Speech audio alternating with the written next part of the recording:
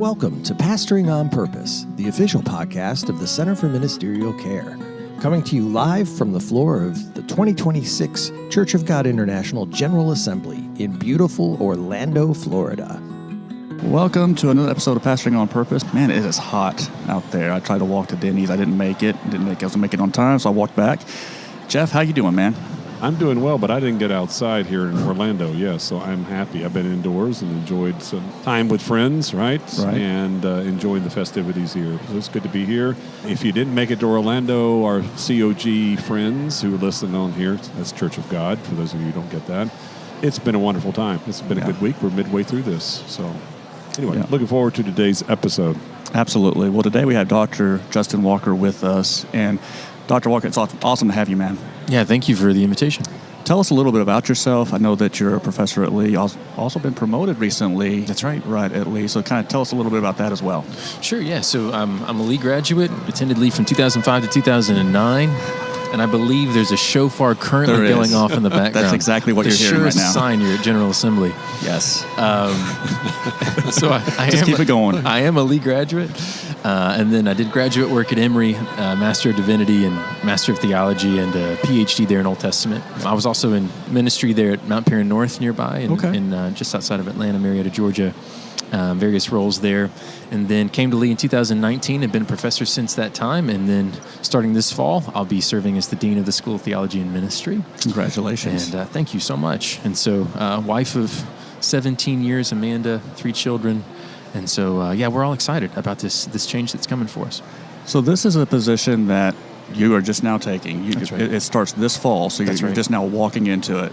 Share with me the excitement, maybe the vision, kind of what are some of your thoughts, because that's a pretty big step, right? Yeah, there's a kind of combination of both excitement and apprehension at the same time, stepping into an administrative role. And so I think, I'm very excited about the opportunity to be able to shape our programs and have a voice in that, and to continue to refine those programs to serve students and preparing them for local church ministry in a variety of ways, and not just local church ministry, but ministry of all different kinds, as we increasingly have students from across the spectrum in terms of major, so people in psychology and people in business, et cetera, and so whatever they feel called to do, to be able to shape programs tailored to the things that they feel God's calling them unto. And so I'm excited about that. Apprehensive at the same time, trying to figure it out, wondering what this first year will be like. I'm ready for year one to be over, as it were, all the mistakes behind me and all the lessons learned in that first year at least. Honored to be asked to do this and looking forward to it. You know, that first year, it's a learning curve, I would imagine, right? And so going into that, you just kind of see, what is this like? What's this look like? And then you kind of just roll from that. And I understand that apprehension that you probably have as well. So you've been there since, 2019? That's right. Tell me a little bit about your family. Sure. So we'll start from kind of the legacy, as it were. So grew up in a pastor's home, 5 generations of ministers, and grandfather was general overseer, pastor. My father, pastor at a local church for 25 years in Marietta, Georgia, that Mount Perrin North Church. And so growing at a pastor's home, oh goodness gracious, the unique struggles and experiences that only PKs know. Yeah. But my parents were wonderful. They just did such an excellent job of both, of course, involving us in what they did and involving us in the local church, but never allowing the church to rule our home. And so our home was protected, and so felt loved and always felt affirmed in whatever it is that I felt called to do at various stages of my life. And so as I reached 18 years old, I thought I wanted to do something in law and thought I might pursue a law degree. My mom always said I was good at arguing with people, and so I should maybe look in that direction. And so I was looking at University of Georgia and other places, and they were supportive of all of it, music and all of that. And so I can remember the summer before I decided eventually to come to Lee, going in undecided, thinking to myself, well, I think I'm going to be a ministry major, a theology major. Okay. And I remember telling my parents that, thinking I was feeling a call to ministry and expecting to get this kind of deep, we're so glad we've been praying for this. And I remember being in the car and saying, I think I want to be a theology major. I think I want to do church work. And the reaction was tepid at best. Okay. And it was not because they weren't supportive, but rather because they said we had prayed that if possible, that you might not have to walk this road, which I thought was really interesting because they know the difficulties that come with local church ministry. They know the wounds that are sustained by pastors and that are so unique to that vocation. And they thought, if you could have been spared of that, we would prefer that. But, of course, they were supportive as I found my way there. And even as I found kind of various staff pastor roles in the future, never been a lead pastor. Nevertheless, I know that I'm right where I need to be and want to be. That sounds familiar. I mean, my father said something similar to me. He's put it succinctly this way. He said, Jeff, if you can do anything other than be a minister, That's right. do it. Of course, implying and then also following up and stating, if the Holy Spirit's leading you, then certainly you follow that call if God's calling you. But otherwise, if He's not calling you, don't do it. Yeah. All right? And so it's great that your parents were open with you about that. It sounds also like they created appropriate boundaries, too, for you growing up in that home, which I think is difficult. We talk about that a number of times on the podcast that we have. Sure. It's difficult to retain those boundaries for pastors. Anything in particular you would note or would want pastors to know and ministers to know about boundaries or setting those boundaries, or that you learned in your own home with your parents or since then? Yeah, I think, ministry was something that my parents did, but it wasn't the family identity. So my sister and I weren't asked to perform for the family. I mean, occasionally we did stuff with them, but even as we knew we were in a fishbowl world, I was permitted to skip Sundays for random ball events or whatever the case might be, as needed, of course, and within reason.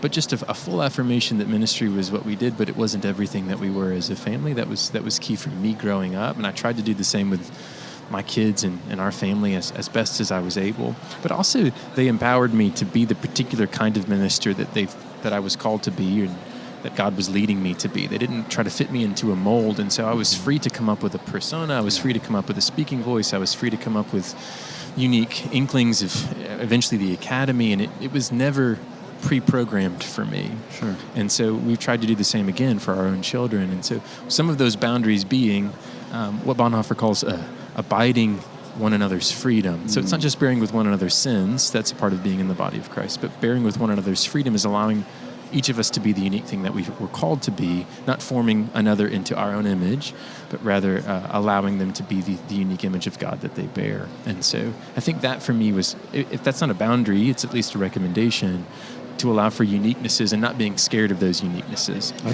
think that's wonderful. I applaud your parents for doing that. I think it's difficult. All right, you had to be. I think they had to be intentional. I'm sure they were and conscious of that, because with the success, especially in your family, but any family where there's been some success in ministry or number of years. All right, so a child says, I feel called into ministry. Well, okay, fine. You'll take on the mantle, right? And you're going to replicate exactly what I've done or join me what I'm doing. But what I'm hearing here is, sure, if God's calling you to do that and He's leading us to work together, so be it. However, we've got to give you the freedom and the opportunity to go in the direction that God's calling you, and you don't have to become your grandfather or your father, right, in the pulpit, etc. Yeah, and I think often of Hannah's story, offering her child over to Eli, who's this really corrupt priest. Like, why are you handing your kid over to be raised by this corrupt priest? But it's fundamentally a trust that God holds them beyond our own shaping influences. And I think that gave me the freedom to fail too, which was really good. It's good.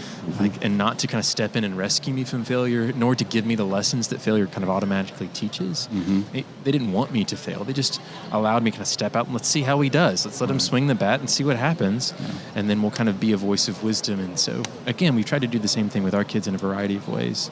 But so much of that was instrumental in forming me into the person that I currently am in and becoming. Absolutely. And, for our Church of God listeners, they understand this. For our non-Church of God listeners, they may not. But the last name Walker has a pretty heavy weight to it in Church of God circles.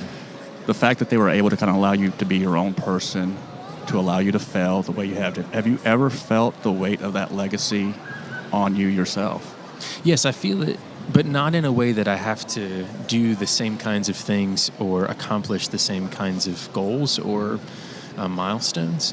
But I feel it insofar as I want to do well. So I feel it. I've inherited the dysfunction of their own perfectionism, which is kind of endemic to our own souls. But I also feel it as a desire to live into the godly reputation that they've crafted and that they've done so hard to cultivate. So it's a pressure unto traditioning and not a pressure unto performance. Whatever is pressure unto performance is totally self-imposed. Yeah. I mean, to this day, I get text messages every time I'm about to preach anywhere that's just fully supportive from them.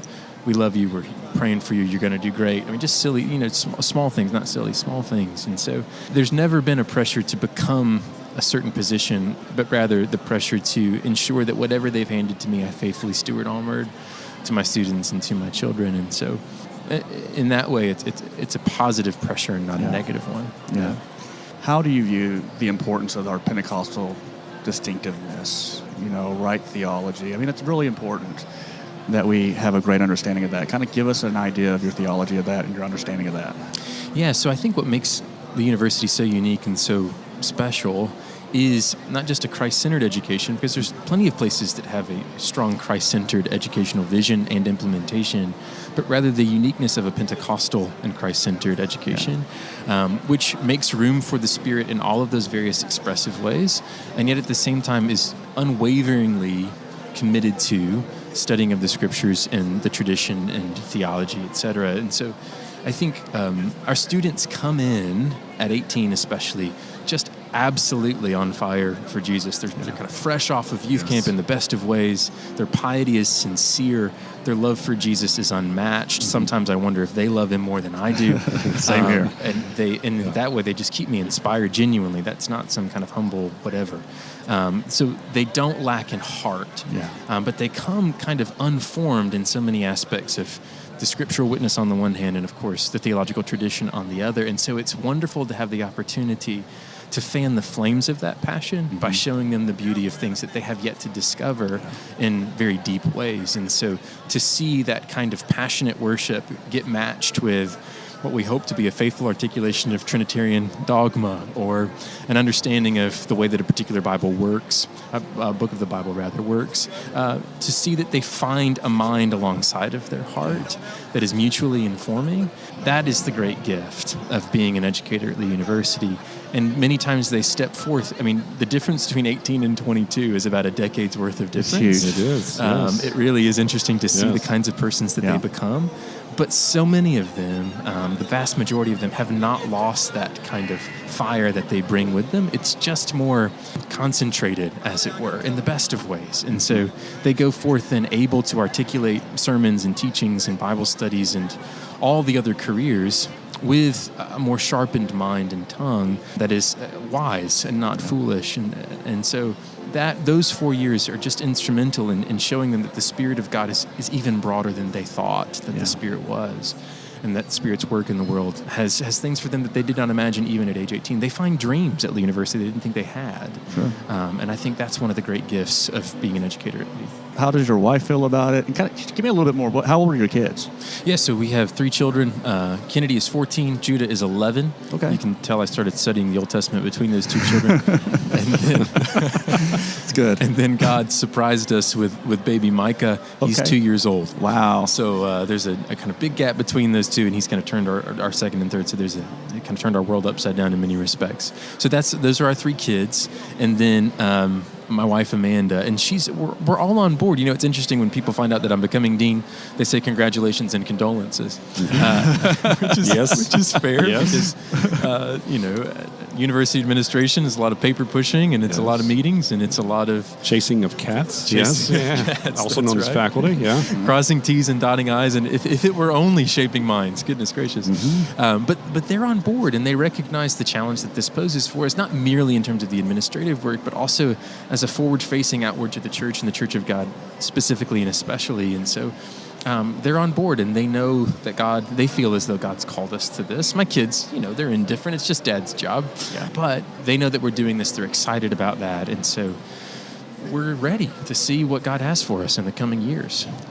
Is there anything you want to say to our ministers out there who may be thinking about sending their son or daughter to Lee? Maybe they're thinking about going into the School of Theology themselves. What word would you want to give them?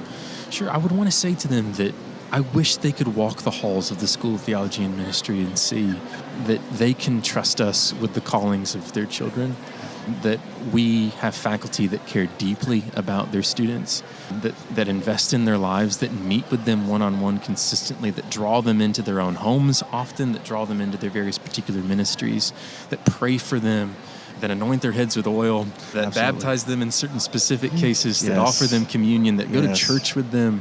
These are not faculty that are in an ivory tower, that are disconnected from them, but are pouring their hearts and souls into them. And for them to sit in a university classroom is not just to receive a series of facts and knowledge that are important, although they do Sure. receive lots of facts and knowledge. I don't want to imply that our classrooms are just something else, but it's also to receive an education that is fully formative. And so if there are any question marks about whatever Lee University might be, please know that they're going to get a Pentecostal education, a Christ-centered education, and an education with faculty that care deeply about their students and that pray for them and that are invested in them. And we would be honored to have them as students for 4 years, perhaps 5. There's always the 5-year track. Not always, of course, wished for by parents. But however many years that they want to be here, we would do our best to steward the calls that are upon their lives and to partner with them in perfecting those calls unto whatever God might have for them. And so if you are a parent of a Lee University-aged student, I would love to have the opportunity to meet them, and please don't hesitate to contact us. I think Lee is in good hands, and I just want to say congratulations and condolences on your promotion. Yes, thank right? you so much. I appreciate it. You're going to do great. Thank you. And we're really honored to have you. Thank you for what you do. It means a lot to us. Thank you, Dr. Walker, for joining us today. Yeah. Appreciate it. Absolutely. So if you are out there, I have utmost faith and trust in Lee University. My son is going there now, and that's the first thing he said. I think I mentioned this in the prior podcast, is that my professors know me. They know my name. I can't share with you how rare. You would think that's normal. It's not.